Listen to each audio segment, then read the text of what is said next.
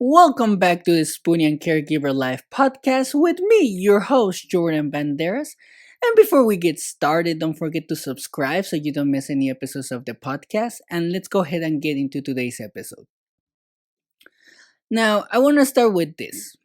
When you make a mistake when it comes to your health, how do you feel about it? Does it make you feel mad, angry, or even sad? In my case, it makes me feel all three. I used to sometimes having PTSD, anxiety, and inflammation makes me feel mad, angry, and sad because mad because I don't know what's going on. Angry because it's like, oh, it hurts. And sad is because it prevents me from doing other things that I need to do because of the pain. And it also makes me feel like that because of all the expectations that were put on me by others. You know, those expectations that cause you stress, like you have to be married by a certain age, you're supposed to have a career, the perfect car, a vote, four wheelers, and a house, and be successful by the time you have kids. Where I live, that's usually around 21, pretty much.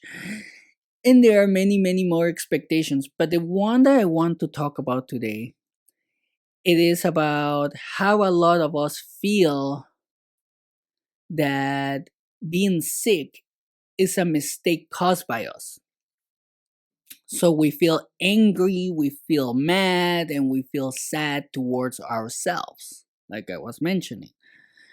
At least that's how I felt about my diagnosis. Specifically one, which is the issue with the inflammation, because if you suffer from inflammation you will know that it's such a pain in your behind that you don't know what causes it, you don't know what's going on, and it comes out of nowhere. The PTSD, I can handle it because obviously I went to therapy and I had the tool, I got the tools to deal with that, with the anxiety, with the depression and all of that. But the inflammation, that's the one that I will say, like, it triggers me literally, because doctors don't know what causes it or why it happens. That's one of the main reasons why it makes me feel like so even disappointed. uh because they don't have a name for it yet, they don't know the name of it. So if you don't have a name, if you can't put a name on it, is like, sometimes I think it's like, is it all in my head? But no, because I can feel the inflammation. That's the thing. And because they don't have a name for it, it's frustrating, and it also makes you feel strange. Like, it's like, why only me? Or has anybody else encountered this particular type of inflammation? Because the inflammation that I have, it literally causes it, or I mean, it literally causes inflammation all over my body, particularly all the soft tissue, like my joints, my ligaments, and everything like that. So it is painful because our bodies are covered with that. So sometimes I can hurt from head to toe. And because sometimes I'm hurting a lot, I have wondered if I have initiated this myself, since it's my body. Since I feel like this could be caused by my own doing, I consider this my mistake, because sometimes this happens when I overeat certain things. And as I have said multiple times, I love candy. So sometimes when I eat candy or junk food, it happens. So, or when I work out, it happens. If I sleep on my side, it happens. I don't know why that happens, but I have noticed that. And even the cold causes it. So in the winter, I dread the winter because I know that my body is going to hurt. And here's the thing. Yes, I'm a spoonie, but I'm also a caregiver. So when I'm in pain, I still have to take care of my wife. Like, there's no days off for that, so I still have to help her and take care of her, take her to her appointments. And I'm not playing the victim or anything like that, but I'm still in pain, so I have to take medicine like Advil, ibuprofen, or something, which in the long term is not good for you, But also due to the lack of not answers. I mean, due to the lack of answers when it comes to this particular condition, I feel like I have failed taking care of myself, which is something that a lot of spoonies and caregivers feel like when I talk to them. I have talked to a few spoonies, and I'm gonna share this with you guys. I have talked to somebody that unfortunately got COVID, and at the beginning, when everything started, this person was taking care of herself. She was wearing mask and everything, and I'm not gonna get political or anything like that, but somehow she got it. She was very sick. Now she has issues with it. There's like, the long hauler syndrome or whatever.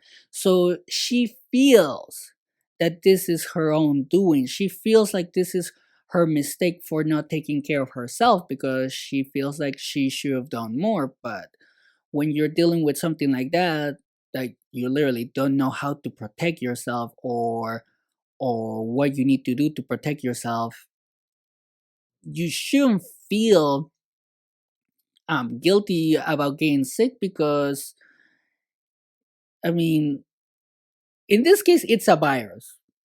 You can call a virus no matter what, you know. But with other chronic illnesses, the same thing. I see it the same way. Is like with fibromyalgia, like inflammation, lupus. There's so many, literally. You don't know what causes it. Doctors don't know what causes it. So why would you feel guilty about it? Especially when you're just trying to live your life. But anyway, even but that's just something that I wanted to share with you guys. But now let me go back to the podcast. But even though I see this as a mistake or a failure on my part, I had to understand that if I'm causing this in any way, then I need to work on figuring out what triggers inflammation. Because if I eat something or do something that triggers it, I don't see that as a failure anymore or a mistake in my part. What I see that as is a learning opportunity, because it lets me understand what I can or can't do to avoid the pain that comes with it. Because I have noticed that, let's say, I don't know if you have noticed, but I am Mexican. I love Mexican food. Mexican food has a lot of grease. I have noticed that if I eat a lot of grease, my inflammation gets way worse. But I'm like, it's in my DNA. I have to feed my body with what it likes. And obviously I don't do it as much as I used to, but I know that when I'm going to eat Mexican food the next day, I'm going to regret it. But I'll just wait for the next day at that point. So if I can avoid it, I will try to do it. But there are times that I just want to do something. Like I said, I like Mexican food. I want some right now, but I can't. It's too early. So if I'm going to do something if I want to do something that will trigger it, I understand that it will happen then. And I can't avoid it because I want to live my life. Like in here in Salt Lake we have, not in Salt Lake, like close to Salt Lake, we have in the winter they do ice castles. Like they build these castles out of ice, and it's really cold. So if I go in there, I know that my inflammation is gonna get triggered. But I'm like, I wanna go to the ice castle and take pictures. So I'm gonna go. And then I'll deal with the pain later. And I also tell myself that when the pain shows up, all I can do is take it easy or rest, which is not a big deal. A lot of people make that a big deal, like, oh, I need to rest or take it easy, but I don't want to. And I'm like, why? Or how come? And they're like, because I have so many things to do. Is like, well, in this case, you have to take care of yourself, because if you don't take care of yourself, at one point, you might not be able to do anything at all, because the condition can worsen so bad, like, and it can happen. So if this story is similar to what you're going through right now, and you feel like your condition is your fault due to a mistake you are bringing upon yourself, remember this: we can't change what happened to us. All we can do in a situation like this is to try to find the best solution that will work for us. And if that means rest or sleep, then that is totally okay. Because when you recover from your flare, then you can try to do something different. You can figure out what you can do next time, so you can minimize the effects of the pain, or whatever your condition might trigger, like headaches, things like that. So, this is why I wanted to talk about this, because I have seen a lot of people blame themselves. My wife used to blame herself. I used to blame myself. And probably, either if you're a spoonie, you might be blaming yourself, or somebody that is doing that. And I think we need to let them know that it's not their fault.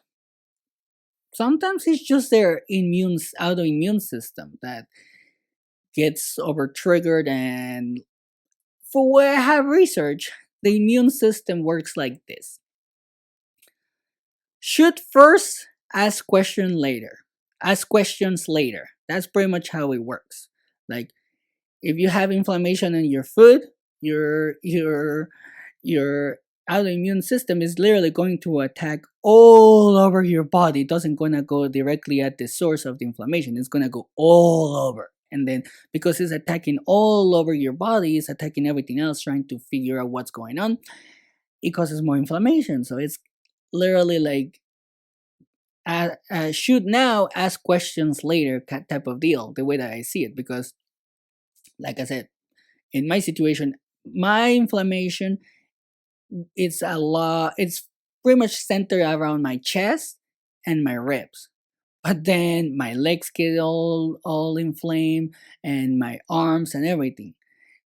After, the way that I figure out is that, um my body is attacking itself, pretty much. And that's pretty much what autoimmune disease is. So that's pretty much what I wanted to talk about today. I hope you guys are enjoying the episodes. I hope you guys are liking it. I really appreciate your feedback. I really, really appreciate it. I love it. Thanks to you, we're growing. Thanks to you, I'm learning new things on how to improve the podcast and what to talk about. So I really, really appreciate it. And if you feel like somebody can benefit from today's episode, don't forget to share it. That way, they know that they're not the only ones having a situation like this, and that there's actually people that can support them. And again, thank you for your support. Thank you for your feedback. Don't forget to share, like, subscribe. And you can also follow us on TikTok, Instagram, Facebook, and YouTube. And if you want to share your story, you can actually send it to us at the caregiver and spoonielife@gmail.com. You can do it anonymously. You can also post it on the community on Facebook. And I'll leave you like always. Always take care of yourself and have a great day.